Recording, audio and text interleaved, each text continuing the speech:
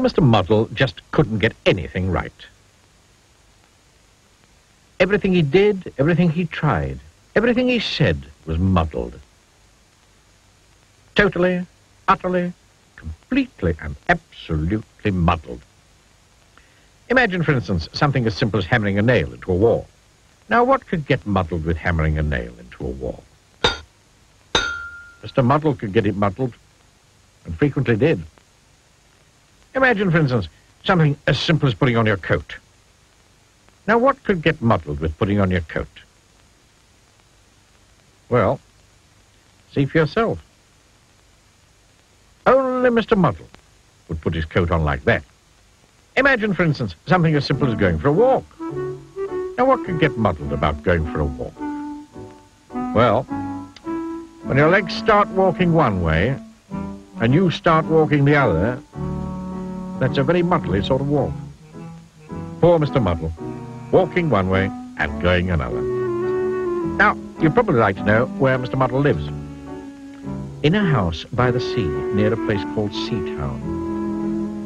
Mr. Muddle's house was supposed to be in the country, but Mr. Muddle, who built the house himself, had got the place muddled up, of course. This story starts one afternoon when Mr. Muddle was having his breakfast. Yeah, we know. We know you don't have breakfast in the afternoon. But you do if you get your meal times muddled up. Mr. Muddle was having bread and butter and jam and a cup of tea with milk and sugar. He spread the butter on the table,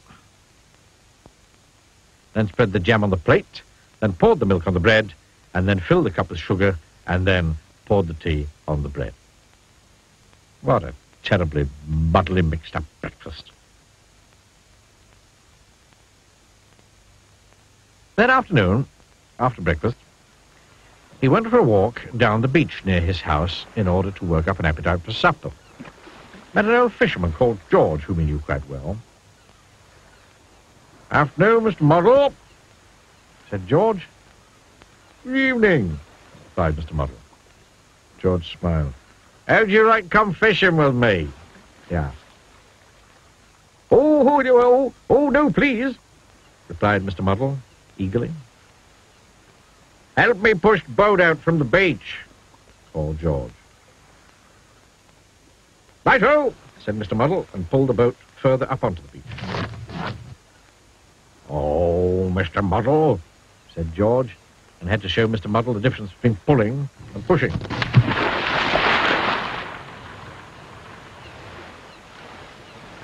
However, eventually, somehow or other, they managed to get the boat out to sea.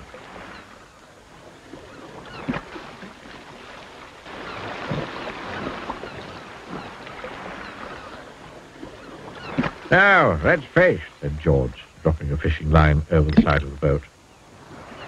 "Right-o," said Mr. Muddle, and dropped himself over the side of the boat.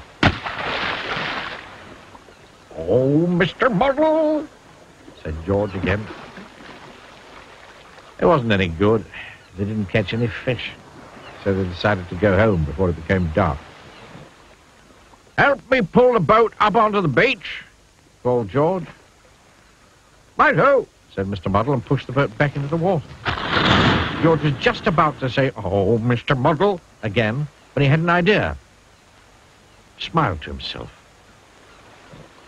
"Help me push the boat out into the sea," George called. "Right-o," said Mr. Muddle, and pulled the boat up onto the beach. "Well done, Mr. Muddle," said George. Mr. Muddle smiled a smile and went home. George smiled a smile and went to tell everybody.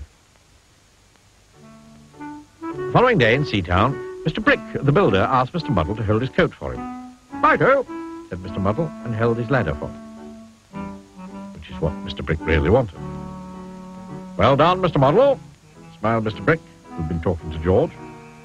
Mr. Muddle was very pleased.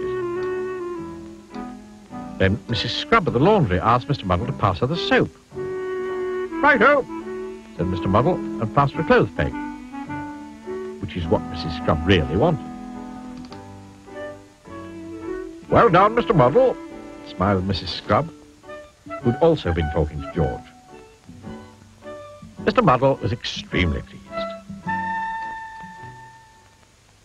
And then Mr. Black, the coalman, asked Mr. Muddle to lift a sack of coal down from his lorry.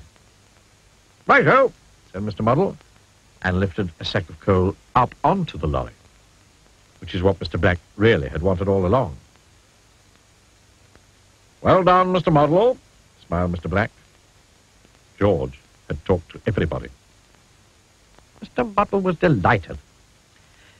In fact, Mr. Muddle was so delighted that he decided to go home and cook himself a large meal to celebrate. Roast turkey, peas, potatoes, and gravy. He put the turkey in the cupboard to cook. He peeled the peas. He put the potatoes in the refrigerator to boil. And then, do you know what he did? He tried to slice the gravy. Oh, Mr. Muddle.